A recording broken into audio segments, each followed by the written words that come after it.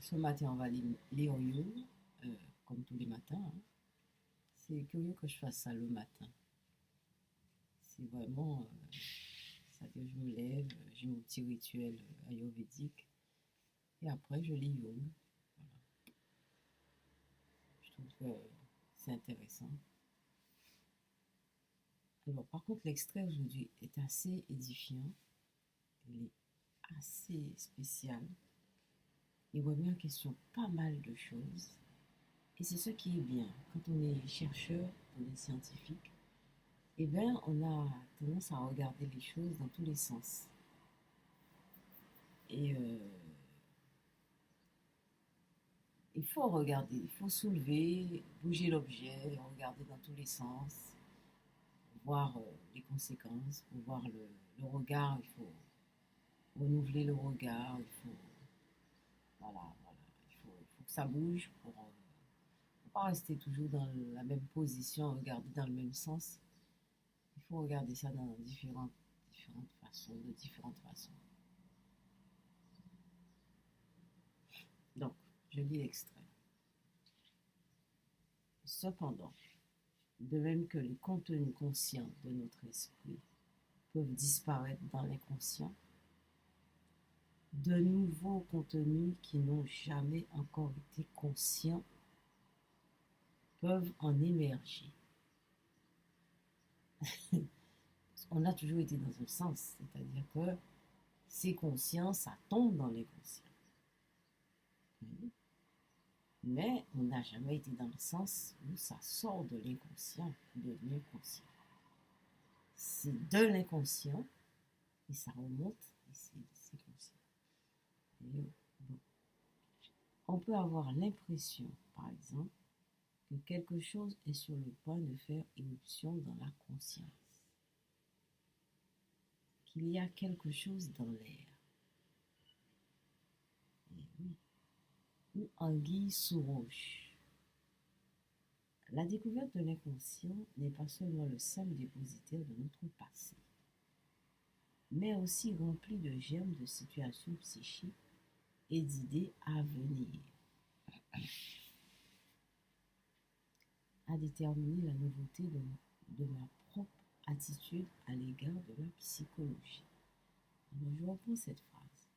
La découverte que l'inconscient n'est pas seulement le simple dépositaire de notre passé, mais aussi rempli de germes de situations psychiques et d'idées à venir, à déterminer la nouveauté de ma propre attitude à l'égard de la psychologie.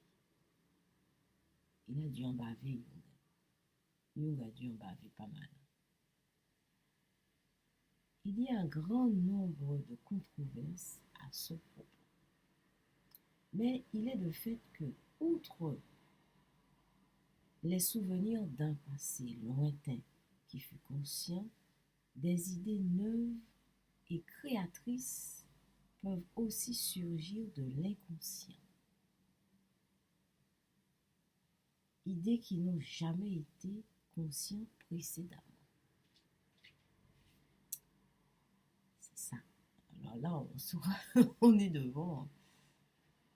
C'est ce que j'aime. C'est-à-dire qu'on est dans une situation complètement nouvelle. Et qu'est-ce qu'on fait? Alors, on va chercher des explications anciennes. On va chercher dans l'histoire. On va essayer de la fouiller dans l'histoire pour comprendre, pour faire des analogies, pour raisonner, etc. Elles naissent des profondeurs obscures de notre esprit comme un lotus et constituent une partie très importante de la psyché subliminale.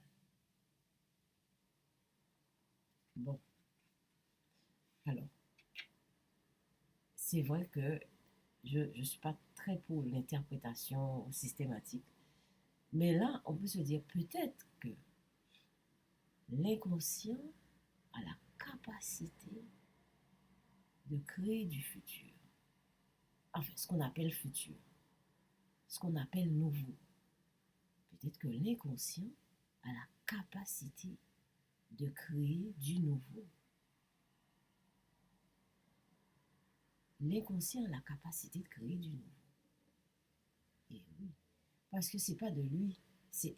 Il n'est pas seulement une espèce de fourre-tout de la conscience, mais peut-être que lui, l'inconscient qu'on appelle l'inconscient, il est capable, il crée ce qu'on appelle le futur.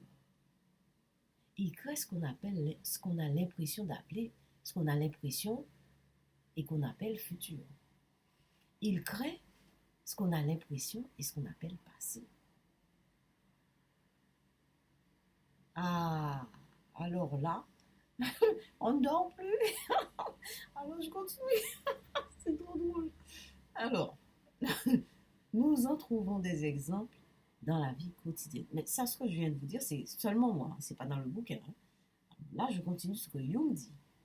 Nous en trouvons des exemples dans la vie quotidienne où des dilemmes sont quelquefois résolus par un aperçu nouveau, tout à fait inattendu du problème.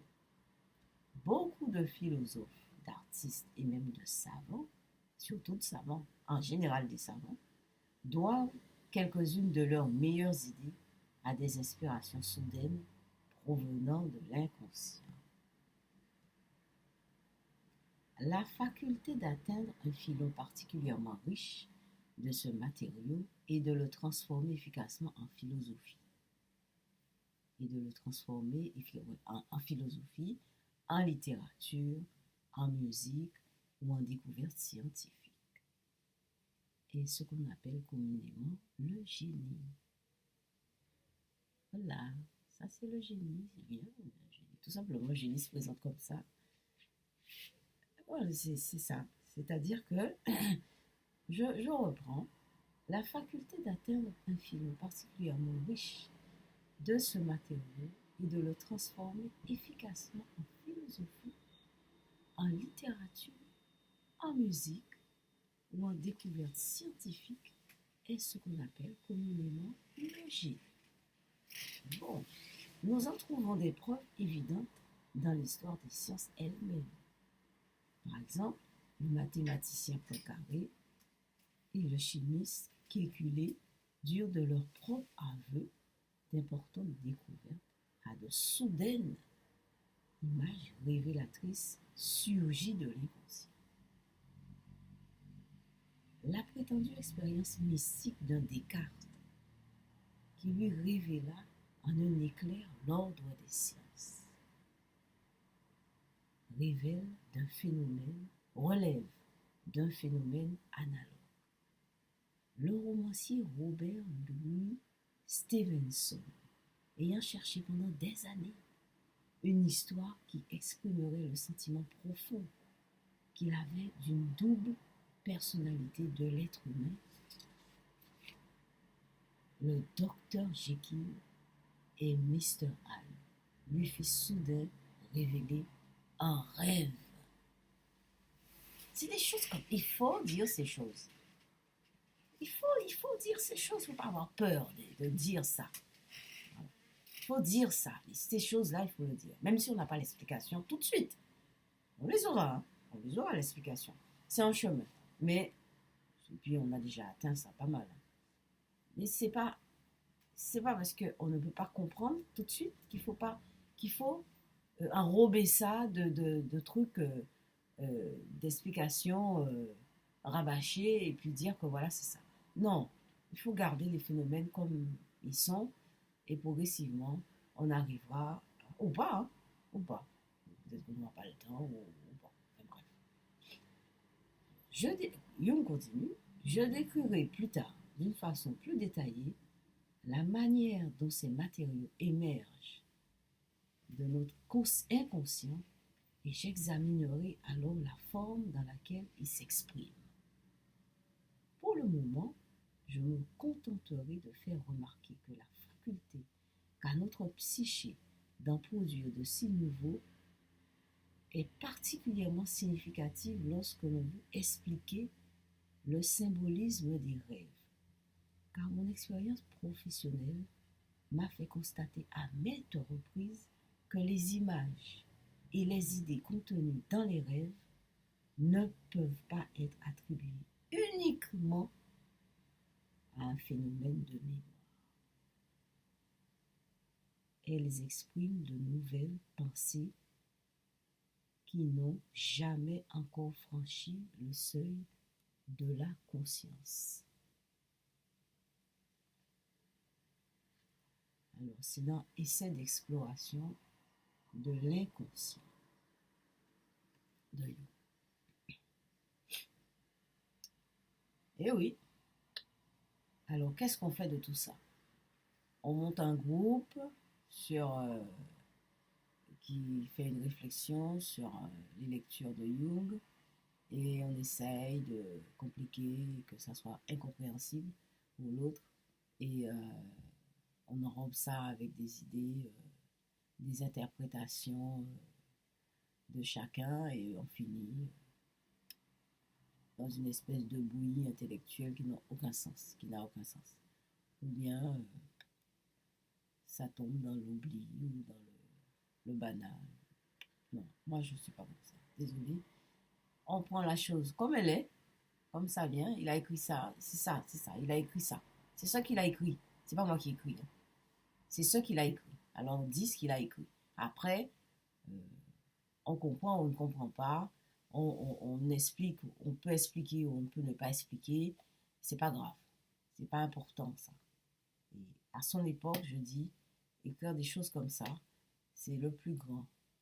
Jung, c'est le plus grand. C'est le plus grand. Il va, c'est, il n'y a pas de, il n'y en a pas eu d'autre pour l'instant. Peut-être qu'il y en aura, hein, mais il n'y en a pas eu d'autre. Alors voilà. Donc je vous laisse là-dessus. Bonne méditation. Vous avez de quoi méditer. Et à demain.